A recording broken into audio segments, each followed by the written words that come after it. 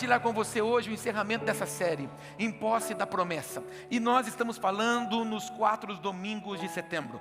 O propósito dela, e eu falei todos os domingos para que você gravasse essa informação, o nosso desejo é mostrar a você o direito legal que você já tem.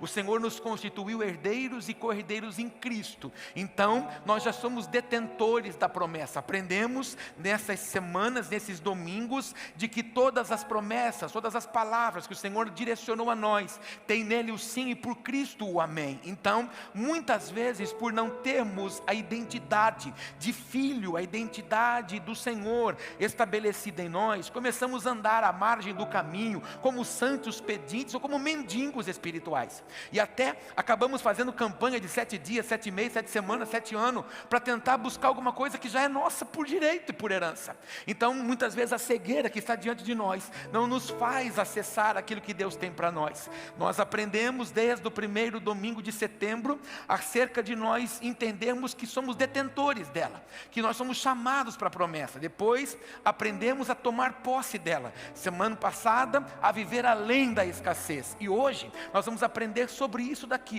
sobre nós entendermos que a promessa ela é para transbordar. Então você vai sair daqui hoje transbordando na promessa. Olha para o teu irmão e diga para ele: você vai sair daqui hoje, irmão, transbordando na promessa. Eu coloquei uma historinha aqui para você ler, para que você possa ter entendimento do que é o que nós vamos falar hoje aqui, do que você vai aprender. Pastor, eu saí de casa hoje certo e convicto de que você ia ministrar que eu sou uma bênção. A propósito, eis que te digo, você é uma bênção. Toca no teu irmão e diga isso para ele: eu profetizo sobre a sua vida que você é uma bênção. Quando você diz para alguém, você é uma bênção, você está dizendo para ele assim, você está destinado a prosperar. Então hoje, você precisa entender que essa palavra de encerramento vai gerar confronto. Essa palavra de encerramento vai nos sacudir de dentro para fora.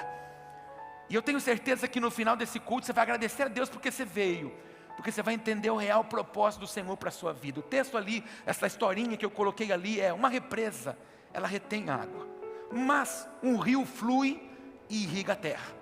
Deus não nos chamou para represar bênçãos, mas para sermos rios que abençoam aos outros. Então o teor da mensagem de hoje, de encerramento da série, não é acerca do quanto eu tenho, do quanto Deus vai me dar, mas do quanto eu vou dar, do quanto eu vou abençoar, do quanto eu vou me disponibilizar, do quanto eu vou me gastar na vida das pessoas. Porque muita gente acha que a promessa é Deus dar uma infinidade de casas, Deus dar uma infinidade de escrituras para você, Deus dar uma conta abastada. Não que a sua conta não seja abastada, tem muito zero para lá. Mas não é sobre isso que a palavra vai nos ensinar hoje. E esta historinha, ela faz com que eu entenda e relembre de uma experiência que eu tive em Israel quando eu fui para lá. E eu contei para os irmãos pela manhã. Eu não fui para Israel para passear. Não era meu desejo ir passear. Não era meu desejo contar para os outros que eu tinha feito uma viagem internacional. Não, eu queria ir para lá, para entender algumas coisas, para ver algumas coisas que eu prego e estar naquele lugar. A minha maior dúvida era, por que o Senhor levou Elias para uma batalha no Monte Carmelo? Então eu fui no Monte Carmelo. Quando eu cheguei no Monte Carmelo, eu comecei a chorar que nem louco, porque eu entendi o real motivo daquilo. É um lugar de batalha, é onde vai acontecer o Vale do Armagedon. Você está de pé no Monte Carmelo, você vê todo o Vale de Jezrael lá embaixo, e você vê que ali vai ser um lugar onde a Bíblia diz que a batalha final vai acontecer. Ela é tão sangrenta que a Bíblia diz que o sangue lá vai chegar na altura do estribo de um cavalo, que é na altura da nossa cintura. Então ali eu pude contemplar algumas coisas, lugares em específico. Quando eu fui a Cafarnaum, quando eu fui em alguns lugares, eu entendi realidades do Senhor. Mas quando você vai para o Mar Morto, é um lugar que te choca. Não há vida lá. Tudo que você vê de vegetação está como se fosse apodrecida, não tem vida. É um lugar onde a água não nutre, é um lugar onde a água somente evapora. Ela gera tanto sal que são tirados dali sais minerais para tratar a pele. A água é tão salobra, tão cheia de sal, que ela é 10 vezes mais salgada que a água do mar. Sabe quando você vai para a sua casa de praia? E aí pinga uma aguinha do mar, e você já sai de lá todo apavorado. A água do Mar Morto é 10 vezes mais salgada. 2 pessoas do meu grupo deixou que a água pingasse, e aí saíram de lá apavorados para lavar os olhos, porque fica ardendo. É tão cheia de sal que você senta nela e você começa a flutuar. Dá para você ler um jornal, dá para você ler uma revista nela, de tão insalubra que é. Aí você conhece a história do Mar Morto. Ele não dá água para ninguém. A água que entra sobre ele, chega, seja por chuva, ou pelos ribeiros, pelos riachos, ele não dá nada para ninguém. Aí, quando você tem acesso ao Rio Jordão, ou ao Mar da Galileia, você vê que tem vegetação, você vê que tem os peixes, tudo é bonito, é navegável, tudo, o ambiente é outro. Por quê? Porque todos esses demais compartilham água para outros. Assim é a vida de muita gente, às vezes, que está caminhando com Jesus, está dentro das igrejas. São pessoas que entram ano e saem ano, a vida dela não muda, ela é como se fosse um mar morto. Por quê? Porque ela não dá, porque ela não se disponibiliza, porque ela não se doa, porque ela não se envolve, porque ela não gasta a vida dela em prol dos seus irmãos. Então hoje, no encerramento da nossa série, a palavra está toda norteada sobre nós sermos a resposta de Deus para esta geração. A propósito, diga para o teu irmão, você é a resposta para essa geração. Aí, eu quero discutir com você hoje o primeiro tópico, e o primeiro deles é esse aqui, ó. A promessa não é para sobreviver, a promessa é para transbordar. Deus não dá nada para você em conta-gota, Deus dá para você numa porção devida, recalcada, sacudida e transbordante, a 30, a 60 e a 100 por um, para um propósito. O texto base para nós meditarmos nesse tópico está em João, capítulo 7, verso 38, diz assim: quem crer em mim, como diz a Escritura, do seu interior fluirão rios de água viva. Entenda que o texto não está dizendo que nós vamos ser uma pocinha, o texto não está dizendo que nós vamos ser um corguinho, o texto está dizendo que nós vamos ser um rio, ou seja, de nós vai fluir um rio que abençoa, um rio que nutre, um rio que transforma. É assim que acontece conosco quando a gente vem a Cristo. Lembra quem você era? A pastora Márcia não disse? Onde você estaria se não fosse o medo? Mas eu vou um pouco mais além. Aonde você estaria se não fosse Jesus? Pergunta para o teu irmão, aonde você estaria se não fosse Jesus? Talvez tomando uma cachaça, talvez mergulhado no tarja preta, talvez trancado dentro de um quarto, dentro das suas síndromes do pânico e do medo. Mas quando Jesus te alcançou, o que ele fez? Ele foi transformando a sua mente, o seu coração, foi reorganizando de dentro para fora. Então quando a gente vem a Ele, Ele faz o quê? Ele faz como se fosse uma fonte, para tratar a mim, para tratar a você. Por isso que antes de ir, nós temos que deixar Ele fazer em nós. Porque primeiro Ele faz em mim, para depois fazer através de mim. Você pode dizer isso? Primeiro em mim, depois através de mim. Depois que a fonte nutre as áreas de carência da minha vida. Eu já contei para você em vários cultos, que se tem um lugar que eu não gostaria de estar pela minha escolha, é aqui. E eu sempre disse isso para Deus. Quando eu fui a Jesus, eu gostei desse negócio de ser crente, eu gostei das coisas dos crentes, e eu falei para o Senhor: Senhor, eu gostei desse negócio, eu quero ser crente, mas por favor, o único lugar que eu não quero estar é na plataforma, porque o Senhor sabe das minhas lutas que eu tenho, o Senhor sabe de como eu tenho dificuldade de lutar com a obesidade, como eu tenho dificuldade de lutar, encarar as pessoas. Eu imagino que enquanto eu falava, Ele dizia: vai falando mais, Paulo, que você não quer. Não quero, Senhor. Ah, o Paulo não quer. Então aonde você não quer, é onde eu vou te usar. A propósito, diga para o teu irmão: aonde você não quer, é aonde Deus te usará.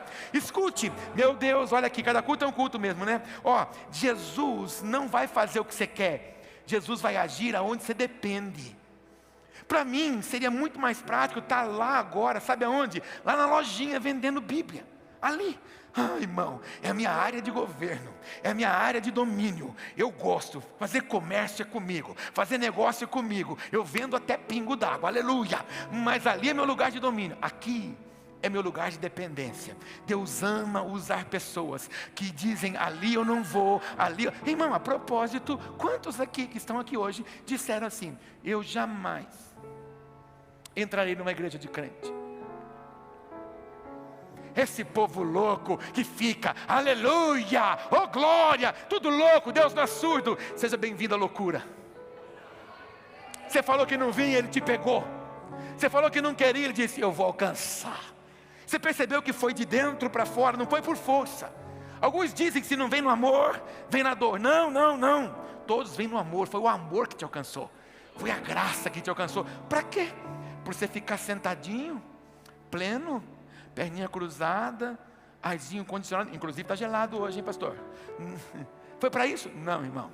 Ele chamou você para que a sua vida fosse uma referência na vida de outras pessoas. E aí, todo culto eu falo para que você seja, para que você se tornasse um agente de transformação. Diga para o teu irmão, você é um agente de transformação.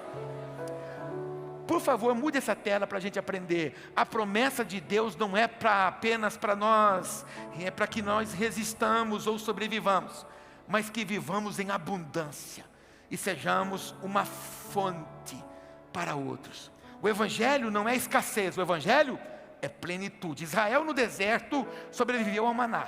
Você percebeu isso, conhece a história. Quando o Senhor estava tirando eles do Egito para levá-los para a terra prometida, tiveram fome. O Senhor fez o quê? Proveu maná. Ele foi provisão. Mas quando eles foram plantados na terra deles, eles começaram a colher da provisão da terra. Não há escassez para o nosso Deus, não há limitação para o nosso Deus, e é necessário que a gente compreenda, que a gente entenda que Deus não nos dá coisas picadas, sabe? Hoje pela manhã, quando você acordou, a mesa da sua casa estava posta, estava linda a sua mesa. Seu marido acordou cedo, foi na padaria, pegou pães frescos, comprou uma garrafinha de leite daquela bonitinha, um suco de laranja, colocou ali, foi no quarto e chamou, venha minha linda. Vai sonhando que Deus faz essas coisas. Fala amém que Deus pode fazer. Pastor, pastor, a coisa foi dura hoje. Eu comi 2 torradinhas, pastor. Ela estava quase começando a querer murchar de tão ruimzinha. A manteiga estava meio dura. E eu tomei um resto de café de ontem na garrafa e num copinho americano. Aleluia! Foi Deus que proveu. Se você comeu um café maravilhoso, se você hoje foi na churrascaria e a picanha descia com força no seu prato, aleluia! Mas se foi uma margarida no seu... Sabe o que é margarida? Ovo. Se foi o bichão estralado no seu prato, aleluia, foi Deus que proveu. A gente aprendeu a honrar, aprendeu a glorificar as coisas que nós não temos. Damos muito valor para aquilo que não temos, damos valor para aquilo que nós não conquistamos, ou quando não, damos valor para o vizinho. Esse é o problema. A gente coloca o joelho nas escadas da janela do nosso vizinho e ficamos olhando a grama dele. E acabamos esquecendo que muitas vezes ela está tão bonita, mas ela é sintética. E a sua é natural, que demanda esforço, que demanda dedicação, demanda cuidado. E Deus nunca deixou de cuidar de você. Então, toma nota disso para nunca mais esquecer. A promessa não é migalha para sobreviver, é um banquete para transbordar. Olha para o teu irmão e profetiza na vida dele. A promessa não é migalha, irmão, é um banquete para transbordar. Alguém pode alegrar o coração e aplaudir Jesus hoje aqui?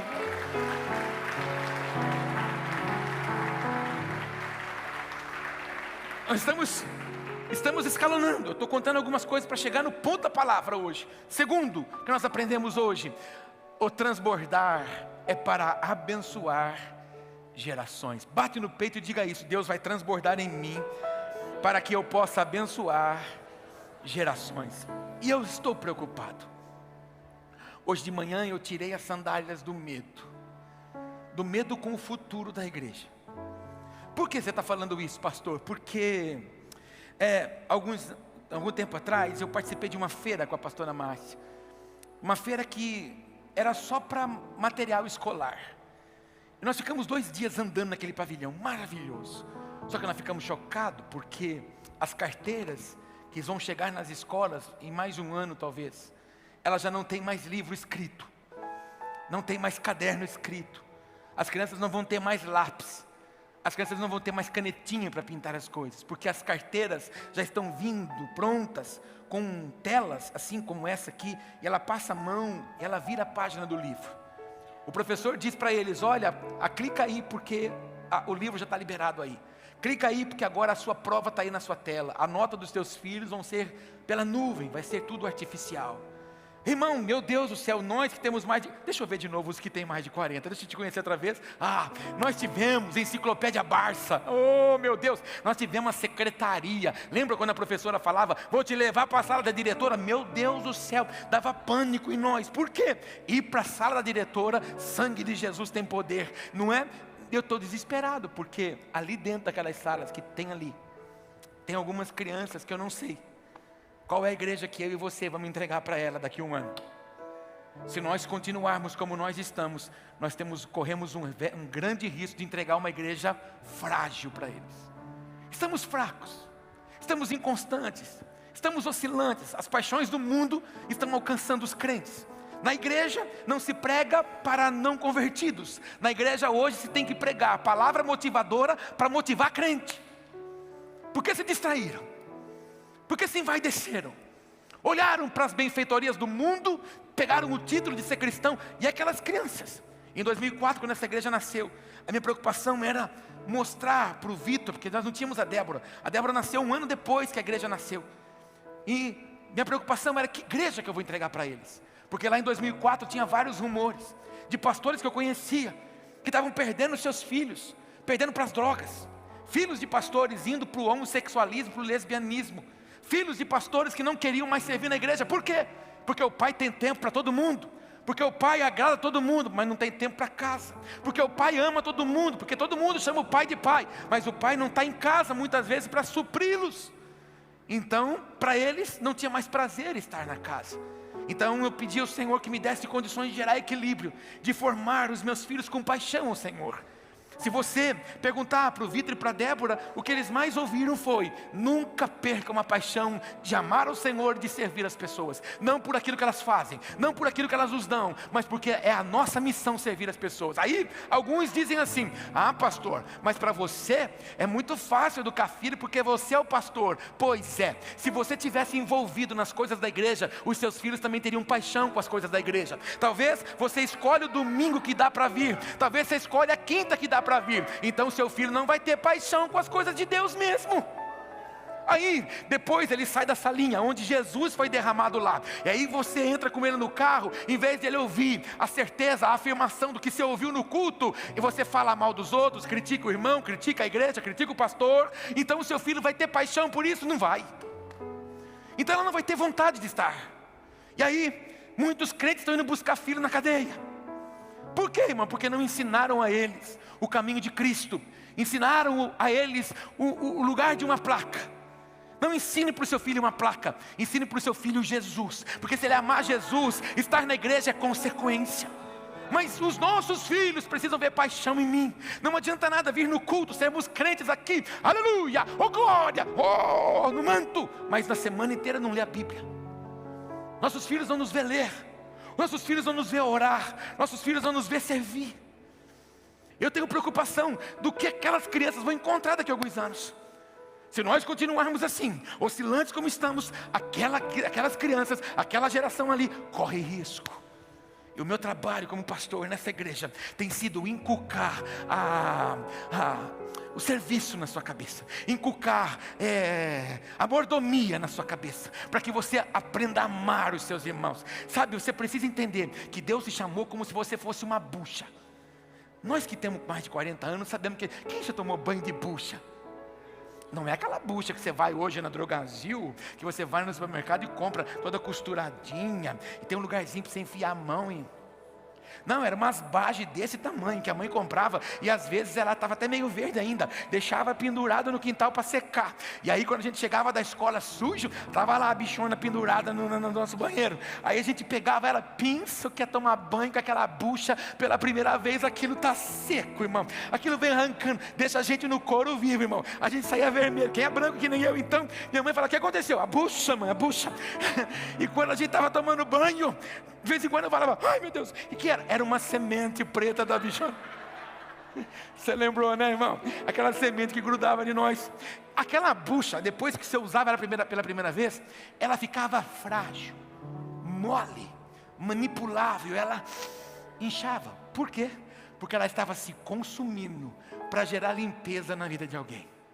Você e eu precisamos entender que depois que Cristo nos alcançou, é para que a minha vida e a sua seja gasta em prol dos nossos irmãos. Talvez quando esse culto acabar, você vai dizer: por que eu fui? Porque hoje o Senhor vai tirar todo o seu comodismo, para que você entenda que Ele chamou você para servir e amar os seus irmãos. Olha para o teu irmão e diga: o Senhor te chamou para você amar e para você servir os seus irmãos. Ah, pastor, mas custa tempo. Vai custar sua vida, vai custar os seus sonhos, vai custar os seus propósitos para viver os dele. Mas os dele são maiores do que os meus e do que os seus. Os sonhos dele são muito maiores. Sabe, irmão, tem gente que olha para mim e acha que o Senhor veio e deu coisas de graça. Não, irmão. A minha vida ministerial não começou dia 25 de setembro de 2004, quando essa igreja abriu. Não, começou quando eu me casei. Quando eu me casei, eu disse para a Márcia: amor da minha vida, I love you. Nós vamos agora passear.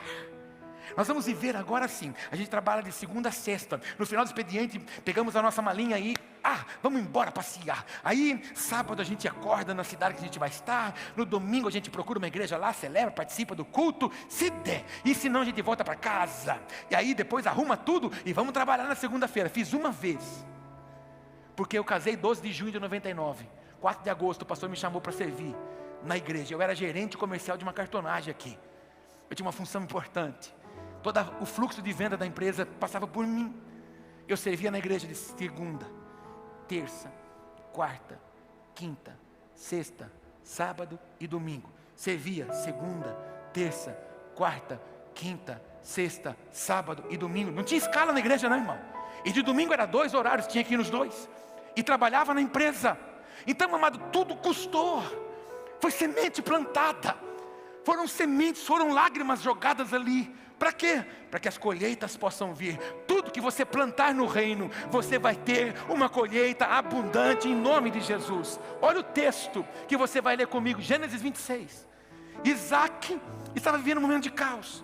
Estava querendo descer para o Egito. O Senhor disse para ele: não vá, prevaleça, permaneça, insista nessa terra. Então ele semeou ali. E no mesmo ano, recolheu 100 vezes mais, porque o Senhor o abençoava. Quando você gasta o seu tempo, irmão, tem gente aqui hoje, que está no 3º culto. Tem gente aqui, que chegou 6:30 da manhã aqui. Trabalhou até 1, foi embora para casa, voltou a trabalhar de novo. Sabe o que é isso, irmão? O que nos move não é um homem. O que nos move não é uma denominação. O que nos move é um propósito. Nós estamos celebrando hoje o 4º domingo dessa mudança de horário. Mais gasto, mais trabalho, mais desgaste, mais oportunidade. Por quê, irmão? Por causa de um propósito. Abrindo horários para que outras pessoas possam ser achegadas à casa do Pai. Nunca é por causa de um homem. Tudo é por causa de um propósito. O Senhor te chamou para um propósito. O Senhor te plantou nessa casa por um propósito. O Senhor te confiou habilidades, o Senhor te confiou dons, não para você chamar de meu, porque o meu ministério, porque o meu dom, porque seu. Você não tem nada, bichinho de Jacó. Você é apenas um instrumento. O que isso daqui pode fazer? O que isso aqui me ajuda agora? Desse jeito. Nem para matar uma mosca serve. Mas quando eu coloco essa luva tem uma grande utilidade. Você precisa entender que nós somos a luva. E o Espírito Santo quer usar a mim e você para um propósito. Agora, essa luva tem serventia. Mas essa luva, sem o Espírito Santo, não tem valia nenhuma. Nada é nosso, tudo é dele. Ele nos chamou, nos aperfeiçoou para quê? Para que a honra, para que a glória, para que o louvor fosse meu, seu. Não, para que fosse dele. Por isso que a Bíblia diz: tudo que tem fôlego, louve ao Senhor. Quando você serve, você está louvando o Senhor. Tem irmãos lá fora tomando sereno, guardando o seu carro e o meu. E quando você não põe o carro no estacionamento, se a igreja não tivesse estacionamento fechado, iam falar assim: nossa, pastor, eu não vou na igreja porque não tem estacionamento fechado. Tem 2, mas não põe. Põe o carro na rua. Mas eles estão andando lá e passa todo dia na porta do seu carro, na maçaneta, para ver se você não largou aberto. Olha o que os nossos irmãos fazem. O que eles estão ganhando? De nós, nada. Mas do Senhor, tudo. Agora, tem gente ali, naquelas salinhas, cuidando do seu filho. E você conhece seu filho? Conhece? Lá na sua casa, não conhece? Imagina quando ele se junta com mais uns 15. Vira um campo de guerra aquilo ali. E aquelas professoras chamam eles de amor, chamam eles de anjinho. Venha cá, queridinho. Por dentro eu acho que a vontade é catar nos cabelos e jogar, mas a paixão em servir. Tem gente cuidando do meu filho, do seu filho, enquanto nós estamos aqui desfrutando da presença. Tem gente em casa que não pôde vir no culto hoje, ou se não veio de manhã, agora está usufruindo do culto. Por quê? Porque tem gente que disponibilizou o tempo, que já veio aqui trabalhar de manhã, mas está lá nos equipamentos agora gerando essa imagem para chegar na casa das pessoas. Quando você vai no banheiro, cheirosinho, limpinho, porque os irmãos estão ali disponíveis para deixar a estrutura sempre pronta. Quando você chega aqui, cadeiras arrumadinhas. Já percebeu isso? Por quê? Tem uma equipe aqui que cuida disso. Quando você chega, ninguém tem cara feia para você lá na porta. Todo mundo diz o que para você? Shalom. Gente servindo para recepcionar você. Ah, irmão, hoje você vai, quando esse culto acabar, você vai passar na secretaria e vai pegar uma fichinha de cooperador. Porque acabou o seu sossego. Diga para o teu irmão, acabou o seu sossego. Fala, você vai semear a sua vida em prol dos seus irmãos. Alguém pode aplaudir Jesus hoje?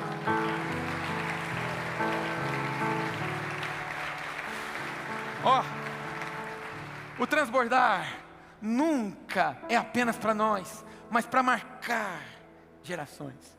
O que nós estamos vivendo hoje, irmão, não é para nós. O que nós estamos correndo hoje, o caminho que nós estamos abrindo nessa cidade não é para nós, é para aquelas crianças lá. Eles vão desfrutar de coisas se nós continuarmos firmes e constantes no Senhor. Se nós continuarmos a jornada, eles vão desfrutar de coisas extraordinárias. Sabe por quê? Eu falei quinta-feira, tem lugares que eu gostaria de ir, mas eu não consigo chegar. Então Deus plantou você lá. Naquela família, Deus plantou você. Naquele local de trabalho, Deus plantou você. Deu aquela empresa para você, plantou você lá. Por quê? Porque lá você é o luzeiro. Lá você é o sal da terra. Lá você é aquele que vai transbordar. Lá você é aquele que vai manifestar a graça de Deus, transformando vidas. Eu sempre digo isso, eu sou fruto da oração de alguém. Você é fruto da oração de alguém. Você pode dizer isso para o teu irmão? Você é fruto da oração de alguém. Alguém orou por alguém. E você está orando por quem? Pastor, às vezes você acha que a gente não tem luta, que a gente não tem prova. Você fala umas coisas para a gente que você não faz ideia de como a gente está passando luta. Ei, irmão, esse é o problema.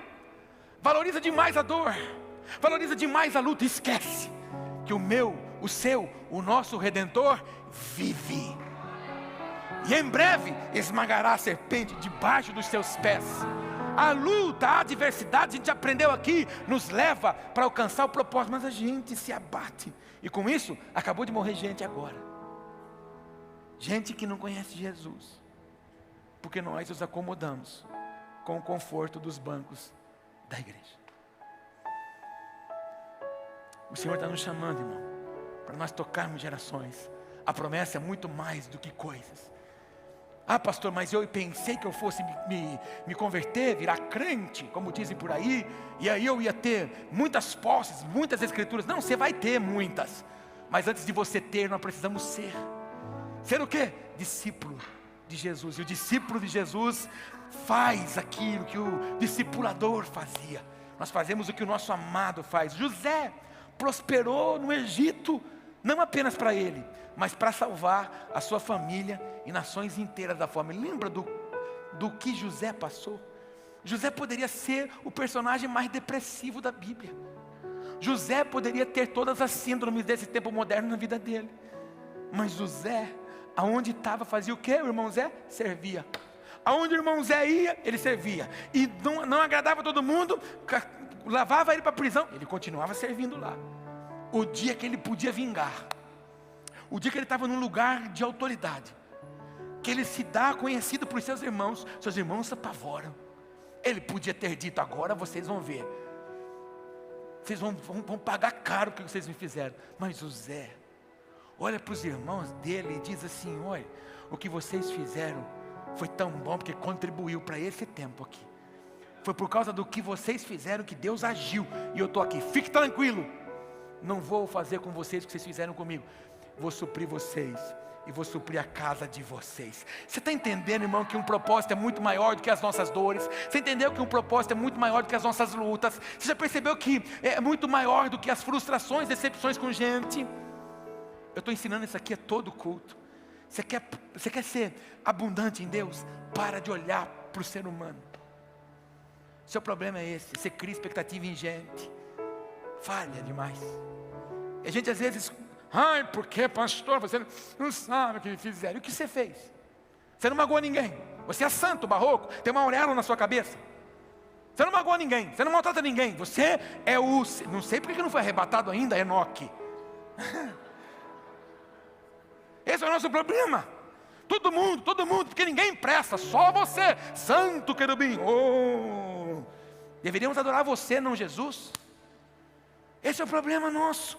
Foca nas pessoas, desfoca do Cristo. Olha para aquilo que ele não faz. Olha aquele irmão. Esse é o problema nosso, irmão. Onde já se viu o pastor falar isso para mim, me chamar de Enoque? Olha para Jesus, irmão, autor e consumador da fé, e você será mais do que vencedor. Esse é o problema. Olhou para o lugar errado. José me ensina. José não tirou os olhos da onde vinha a bênção vinha do Senhor. A promessa não foram homens que fez, a promessa foi Deus que fez. Os fechos que se curvavam eram seus irmãos se curvando a ele. Quem fez a promessa foi Deus. Então Deus iria cumprir, vai cumprir na sua também, em nome de Jesus. Grava isso para não esquecer, para a gente terminar. Fala aleluia. Pensei que você fosse falar, vai lá. Quem vive o transbordar de Deus nunca termina em si mesmo, mas gera um legado. Você lembra que quando a gente vai falar acerca do Senhor, nós falamos que nós servimos o Deus de Abraão, Isaac e Jacó. Sabe qual que é o meu maior desejo? Quando os meus netos nascerem, os meus filhos, eu estou fazendo dieta para mim ter um joelho bom para cuidar dos meus netos. Eu quero ser aquele vô top, não aquele que bajula, mas o top, para meus filhos dizerem assim para os meus netos: nós servimos ao Deus de Abraão, ao Deus de Isaac, ao Deus de Jacó, do Paulo e da Márcia. Eu não estou juntando herança para os meus filhos. Eu conheço gente que brigou a vida inteira por herança material e num piscar de olhos perdeu tudo, mas não tem legado nenhum. Que eu e você não corra por herança, mas eu e você caminhe por um legado, porque o legado marca a vida das pessoas para sempre. Quando eu for à sepultura, eu já falei para os meus filhos, lá eu só quero que esteja uma coisa escrita: aqui está sepultado um homem que amou o Senhor. É isso só. A única coisa que eu quero deixar é um legado de uma vida entregue ao Senhor. Que assim seja também o seu alvo. E aí, quando a gente busca o reino e a justiça, Deus mesmo é o supridor daquilo que você precisa. Olha para o teu irmão e diga isso para ele: Deus suprirá tudo que você precisa. Próximo, por favor. Terceiro, quem transborda se torna resposta para o mundo. Olha para o teu irmão e diga isso para ele: você é a resposta para esse mundo. Quem transborda, quem se torna um rio, dá uma resposta. Hoje, por exemplo, você foi fazer um passeio na Barra Bonita e você fez um passeio de barco, almoçou no barco. Vai falando amém que isso acontece. Fez aquela eclusa, não é lindo ver aquele rio? Mas ele recebeu água do Piracicaba, ele vai receber água do Rio Lençóis e vai desembocar lá no Rio Paraná. Ele não reteve, ele foi dando. E com isso ele foi transbordando, ele foi gerando vida. Assim é o Senhor em mim e o Senhor em você. Ele não faz nada em nós para ficar atado. Nós que temos mais de 40 anos, como eu te disse, nós somos uma geração privilegiada. Nós comemos comida na banha. Minha avó matava porco, fazia umas latas assim, ó, jogava uns pedaços de porco lá dentro. Aí de vez em quando a gente chegava lá, ela catava uma concha daquela banha assim, ó, botava na panela e meu Deus, aí ela colocava um pedaço de carne, aí vinha um pouco de farinha de mandioca, aí pegava um pouco de arroz, aí jogava um pouco de feijão, mexia aquele negócio tudo, e aí a gente cantava: vencendo, vem Jesus, e comia aquele negócio. Irmão, comida boa. Hoje, nuggets, cabeça de frango moída, comendo pé de frango moído. Nós estamos desnutridos. Nós éramos um povo que vivia na substância, na abastança, vivíamos. E aí a gente ia no mercado e a nossa mãe comprava banha não sei nem se tem no mercado banha. Tem banha no mercado ainda? É uns pacotes. O que é banha? Óleo enrijecido. Ele ficou uma pasta. Quando você bota a pedaço de banha no que está quente, ele se torna uma água, um óleo. Tem um monte de crente que tá, escuta, por favor, não vai falar assim, meu Deus do céu, me ajuda nesse exemplo aqui agora.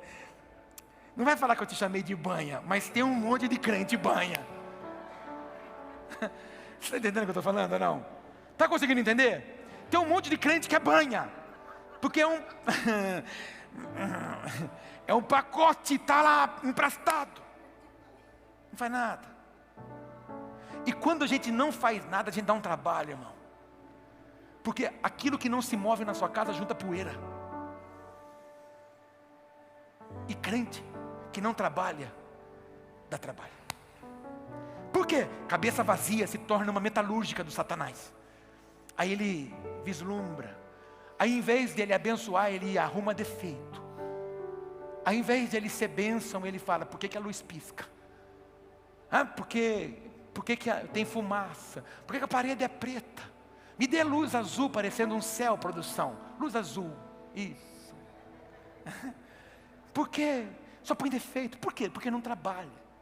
Acho que foi semana passada que eu disse: os maiores críticos da igreja são os que menos dão e os que menos fazem. As pessoas que mais cobram a igreja não dão um centavo nela.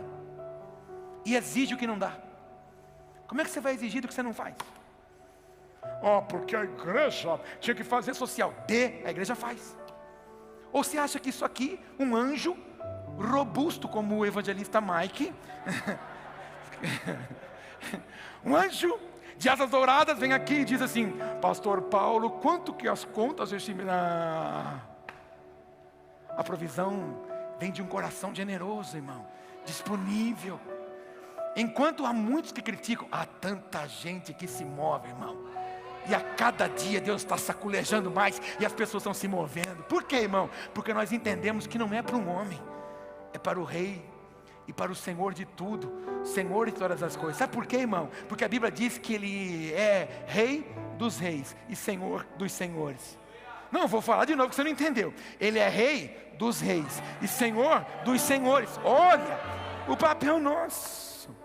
Você entendeu isso, irmão? Próximo, por favor. Gênesis 12. Deus visitou o Abrão, que tinha um pai que era idólatra. Adorava um Deus na Mesopotâmia antiga. Não tinha culto lá. Não tinha Bíblia na casa dele. O Senhor visitou ele e disse assim: sai da tua terra, da tua parentela, da casa do teu pai, e vai para o lugar que eu vou te mostrar. Eu imagino que o Senhor estava tendo alguma comunhão específica com Abraão para se mostrar a ele. E depois que o Senhor diz para ele: sai, o Senhor diz para ele o quê? Eu farei de você uma grande nação. Eu vou te abençoar tanto, eu vou te engrandecer tanto o teu nome, que você será uma bênção.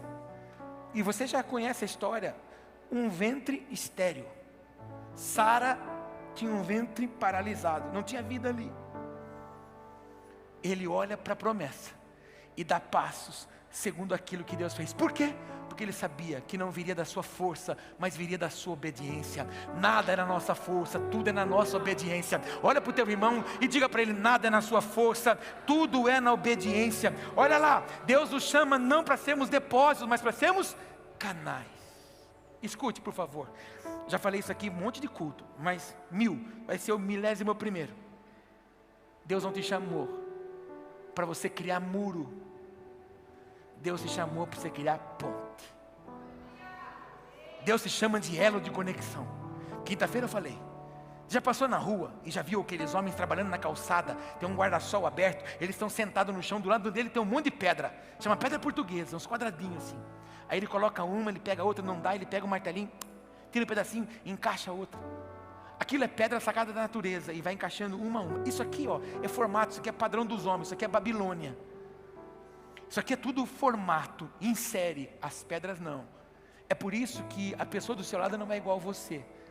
A Bíblia nos chama de pedra viva, o Senhor nos saca. Para quê? Para que a gente conecte uma a outra. Quando você encontrou a sua esposa, o seu esposo, foi justamente o quê? As duas pedrinhas que se conectaram para um propósito. O solteiro deve estar olhando: cadê a minha pedra? Calma que ela já chega já, em nome de Jesus. Mas não vai pegar essas coisas, porque casar fora do propósito é macumba para sempre. Você já teve problema com panela de pressão? Alguém já teve panela de pressão que a válvula estourou e jogou feijão para o teto? Já ou não? Casar fora do propósito é igual. Vai viver assim, tampa amassada, irmão, não pega pressão. É problema para o resto da vida. Tenha calma, tenha paciência, porque a pedra vai chegar, vai cumprir o propósito. E você nada mais é do que um propósito do Senhor. Para quê? Para conectar pessoas. Amanhã, quando você chegar lá onde você trabalha, a sua ótica vai ser diferente. Por quê? Porque normalmente é assim, segunda-feira eu vou para aquela sessão, aqueles perturbados vão estar lá, meu Deus do céu, oh meu Pai do céu, mata tudo aquilo lá, pega um raio e mata aquilo. A ótica natural é essa, mas amanhã é diferente. Senhor, eu estou indo para aquele lugar que eu amo estar, lá tem gente maravilhosa e através de mim, um rio vai fluir e eles serão alcançados pela graça do Senhor. Ótica, é só você entender que você não é um depósito, mas você é um canal. Eliseu multiplicou o azeite da viúva, aprendemos semana passada, e abençoou a vida de muitos homens. Por quê? Porque ele entendeu que não era dele, era do Senhor. Quem tem ouvidos para ouvir, diga glória a Deus. Anota isso: Deus não te enche para que você guarde, mas para que você transborde como uma resposta. Tem gente que precisa de Jesus, tem gente que precisa do que você tem. Um abraço seu. Ontem lá na praça nós vimos pessoas passando ali, nosso pessoal correndo atrás. Vem cá, dá um abraço. Ô irmão, eu tenho convicção plena de que tem pessoas que foi para casa e disse assim para algum familiar: eu fui fazer uma caminhada, tinha um povo lá no museu lá, abraçando nós. Tinha um povo comendo nas mesinhas lá, tomando uma coca, tomando uma cachaçinha também. E nós ali cantando Jesus. Eu imagino que eles ficaram olhando. Meu Deus, o que esse povo... Irmão, você é a resposta. Amanhã, quando seu inimigo se levantar e dizer que você não é, diz em alto som para ele: eu sou para Deus a resposta para essa geração. O Senhor não te buscou onde você estava, naquele lamaçal, não, trancafiado naqueles remédios, não, cativeiros na mente, não, para ficar à toa, não. Alcançou você para que você fosse uma bênção na vida de outras pessoas. E agora eu vou terminar de verdade. Fala aleluia. Não, pode falar agora, aleluia. Se você levar isso para casa agora, já valeu ter suado tanto. A minha palavra começa agora, é aqui, ó. Plenitude da promessa, irmão. Não é o quanto você tem de riqueza, mas é o quanto dele está em nós. A promessa minha e sua, irmão, não são coisas. A promessa minha e sua é o Espírito Santo. Lembra que o Senhor disse para o Pedro: Pedro, você não será mais pescador de peixe, você agora é pescador de homens. Oh Senhor, Jesus vai à cruz, Jesus é crucificado, entrega o Espírito ao Senhor, tiram o corpo de Jesus, levam para o sepulcro emprestado de José de Arimateia. Em 3 dias, Satanás desconstruiu tudo que Jesus construiu em 3 anos. Se você pegar a história, você vê que tudo foi desconstruído. E eu já te ensinei aqui, uma pessoa fora do propósito arrebanha um povo junto com ela. Fala isso para o teu irmão: uma pessoa fora do propósito arrebanha um povo junto com ela. Escuta, Pedro desvirtuou a cabeça. Pedro chamou os outros apóstolos e disse: vamos embora, vamos lá pescar de novo. Foram pescar, irmão. Pedro está lá pescando junto com os outros. Pedro estava tão maluco que estava pescando pelado. Jesus ressuscitou. Está lá na praia fazendo um churrasquinho com um peixinho numa brasa. Eles olham, parece que é o mestre. Ô Pedrão, é o mestre. Socorro, pulou na água. Eu imagino que Jesus ficou olhando, o barquinho foi chegando. Jesus olhou e falou: oi Pedro, tudo bom? Vai lá agora e joga a rede de novo. Aí quando o Pedro vai com o barquinho para jogar a rede, eu imagino que Jesus disse: peixe A, peixe B, peixe C, porque ele é criador de tudo, então ele sabia o nome de cada peixe. Vá para aquela rede agora, e os peixes... 153 grandes peixes. Há alguns rabinos que dizem que 153 é a soma da frase Ani Elohim, eu sou Deus. Jesus estava dizendo para o Pedro: eu sou o mesmo de ontem, Pedro, e o que eu prometi para você eu vou cumprir para sempre. Por que você foi fazer aquilo que eu disse para você não fazer? Um homem sem o Espírito Santo. Jesus depois se reúne com eles, sopra o Espírito Santo sobre eles antes de ascender aos céus. 40 dias Jesus anda com eles. Depois, 10 dias que Jesus havia subido para o céu de glória, vem o Pentecostes. Aí você vai para o livro de Atos e vê Pedro e João subindo em direção ao templo, à casa do Senhor. Quando eles chegam na porta do templo, tem um menino lá, dizendo: tzedakah, tzedakah, tzedakah, justiça, no Brasil, esmola. E o menino estende as mãos. Eu penso, por um leve momento Pedro tentou colocar a mão na sacola para pegar alguma coisa e dar, mas aí Pedro se lembrou que agora ele não tinha mais coisas, mas agora ele tinha o Espírito Santo. Então Pedro olha para o menino e diz: olha para mim. O texto está lá escrito isso. Aí diz assim, fitando os olhos nele, Pedro disse assim: ouro e prata eu não tenho, mas o que eu tenho eu te dou, em nome de Jesus, levanta e anda. O menino salta e entra na casa do Senhor, adorando ao Senhor. Por quê? Porque ele estava cheio do Espírito Santo. Esse é o problema do crente do mundo moderno: busca coisa e não busca um relacionamento com Ele. Busca satisfação pessoal, busca ter posse, busca ter modernidade, mas não busca relacionamento. Então, veja o texto comigo, por favor.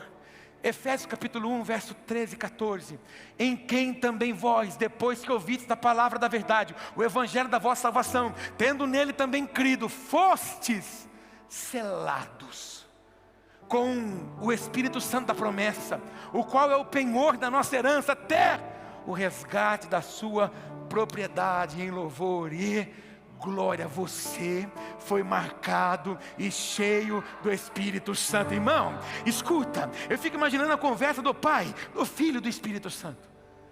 Jesus dizendo: Pai, é o seguinte, no passado você falava sobre os homens, e os homens falavam em teu nome, mas eles não quiseram. O Senhor se emudeceu, o Senhor calou. Aí o Senhor levantou o João Batista para anunciar arrependimento. Então fui eu no meio deles, sentei com eles, comi com eles, bebi com eles, parti o pão. Mas mesmo assim, eles crucificaram. Mas não deixa eles só. Jesus, conversando com os seus discípulos, disse o quê? Eu vou ao Pai, mas não vou lá fazer um rolê. Eu vou lá preparar a morada para vocês, porque em breve a gente se encontra de novo na eternidade. Ah, meu Deus, mas fiquem tranquilos, porque eu não vou deixar vocês só. Eu imagino que Jesus deve ter dito: Pai, não deixa eles só, porque se eles ficarem só, eles vão se matar. Porque se eles ficarem só, eles vão comer a carne deles, porque eles não conseguem discernir isso. Então, Pai, dê para eles o ruar, dê para eles o sopro, meu Deus, o sopro da tua presença. Oh, irmão, aí o Espírito Santo agora não é mais sobre, o Espírito Santo habita em mim e em você. E quem é esse Espírito Santo? Paulo diz que o Espírito Santo intercede por mim, por você, por nós, com gemidos inexprimíveis. As mulheres que já pariram, você que já teve cólica de rim, gemeu, não gemeu, doeu, não doeu, não se equipara a dor que você teve por aquilo que o Senhor faz por nós. Hoje mesmo, quando você estava lá, vou, não vou, não estou muito afim, vou ficar em casa, o seu sofá disse: pula, e o Espírito Santo: não, vai para casa. O Espírito Santo foi fazer o quê? Interceder por mim e por você, com gemidos inexprimíveis. Por quê, irmão? É a presença do Pai sobre mim, sobre você. Que você busque um relacionamento com Ele, que você não despreze o vínculo do Espírito Santo, que você não consiga começar uma semana sem ser na casa do Pai, que você não troque um culto por um churrasco, que você não troque um culto por um rolê, que você não troque um culto por um esquema. Nunca faça das outras coisas um espaço maior do que Cristo tem que ser na minha e na sua. Não tem motivo para nós começarmos a semana que não seja num outro lugar na casa para dizer: Senhor, obrigado, a semana que passou foi maravilhosa, mas Senhor, nada se compara com a semana nova que está diante de mim. Que você faça as melhores escolhas e tome como prioridade o Senhor em tudo, o Senhor em todas as coisas. Para terminar de verdade agora, olha, a maior promessa não é algo, mas alguém, o Espírito Santo. Eu te pergunto: quem governa os seus lábios? Quem governa os seus pensamentos? Quem governa os seus ouvidos e os seus olhos? Quem direciona você? Com quem você se relaciona? Com quem você se discipula? Ô irmão, faça dele o seu amigo. Senta na mesa e fala: Espírito Santo, meu amigo, traz clareza na leitura da palavra, que o escrito, que o logos agora seja rema na minha vida. Ou você vai ver como ele vai vir, vai sentar ali. Essa semana eu vou tomar como alvo de oração por você, para que você tenha esse tipo de vivência com Ele. Não sei se você já teve um momento que você está meio triste, meio abatido. De repente você é tomado por uma alegria. E ninguém falou nada. Quem é? Ele. O amado seu, o amado meu, o amado nosso. Quando eu me converti, eu aceitei Jesus. Foi numa igreja bem pequenininha, uma igreja de bairro. Tinha várias janelas nas laterais. Não tinha vidro nas janelas. Não tinha cimento, não tinha piso, era só cimento, o altar também. Mas tinha um povo que adorava o Senhor lá. E eles começaram a cantar, no primeiro dia que eu fui, eles começaram a cantar, você é, como é que é? Olha, estava aqui na minha agora. Você tem um valor, o Espírito Santo se move. Irmão, eu comecei a desfalecer em choro. Aquilo começou a ministrar a minha vida de uma forma tão tremenda. Porque o que eu ouvi numa canção, ninguém tinha dito para mim. Ninguém tinha dito para mim que você tem um valor, porque as pessoas se aproximavam de mim por aquilo que eu podia conceder a elas. Aí quando eu ouvi aquela canção, que o Espírito Santo, Ele cuidava de mim, que o Espírito Santo estava agindo sobre mim, foi um transbordar na minha vida. Que você faça do Espírito Santo o seu amigo, que Ele seja o seu melhor amigo. Olha para o teu irmão e diga isso para ele, que o Espírito Santo seja o seu melhor amigo. Próxima tela. A plenitude da promessa não é o que recebemos, mas quem habita em nós. A propósito, quem habita em você. E para terminar, medite nisso aqui, ó.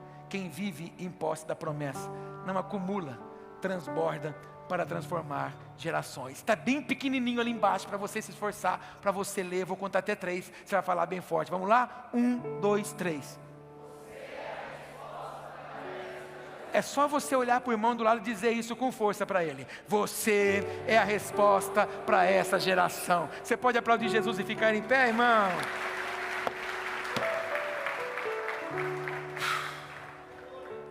Você tem uma novidade hoje. Quando a gente não conhece, a Bíblia chama a gente de ignorante. Mas quando a gente é instruído, nós passamos a ser devedores. Agora você sabe que você e eu somos a resposta. Agora você sabe que nós somos um rio que flui, a graça do Pai, aonde o Senhor nos tem plantado. E a minha oração hoje é para que você se posicione assim. Se você tem participado dos cultos, mas ainda não entregou sua vida para Jesus, vai esperar mais o quê? O que mais Jesus precisa fazer por você e para você entregar sua vida para Ele? Se você está vivendo com Jesus de qualquer forma, já desceu as águas do batismo, mas está cambaleante, está vivendo uma vida meia fora do controle, o que está esperando para você ajustar tudo com Ele e você viver a promessa que Ele tem para você? Quero orar por você. Põe a mão no seu coração. Pai, em nome de Jesus, te agradecemos nessa noite por aquilo que o Senhor tem ministrado a nós. Sabemos, ó Pai, que é uma noite de confronto. Sabemos, ó Pai, que é uma noite de ativação e de posição. Pai, que esses homens, mulheres, jovens, adolescentes saiam daqui hoje, Pai, reconhecendo aquilo que o Senhor já confiou a nós. O Senhor não vai realizar, o Senhor já realizou. A promessa que o Senhor tem para nós é a abundância do Teu Espírito sobre as nossas vidas. Leva-nos, ó Senhor, para os lugares aonde o Senhor tem nos plantado, para que possamos, ó Pai, fluir como um rio na vida das pessoas. Há algo que nós carregamos, há uma unção que o Senhor confiou a nós. Por isso, Pai, derrama isso através de nós, tocando pessoas, emendando vidas. Pai, em nome de Jesus, faça desses homens e dessas mulheres a resposta para a cidade de Jaú. Faça deles a resposta aonde o Senhor os tem colocado, na sua família, no seu local de trabalho, na sua empresa. Senhor, em nome de Jesus, que haja palavra de sabedoria, palavra de conhecimento no abrir da boca de cada um dos teus filhos, que haja cura no abraço, que haja, Senhor, transformação no sorriso, e que verdadeiramente este rio de vida possa fluir através dos teus filhos. Encerramos, ó Pai, esse culto, entregando ao Senhor a nossa canção, o nosso louvor.